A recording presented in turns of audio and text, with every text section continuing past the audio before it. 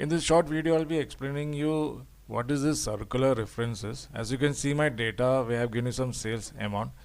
I would like to calculate this full sales amount over here, total. So normally we say equal to sum, then tab, and then we select this full table,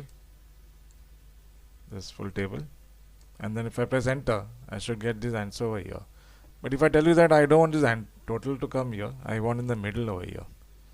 So then what we do is again we say equal to sum, tab, and if I select this full table, if I press enter, I get an error like this. That is because it's not a circular references. Let's say okay.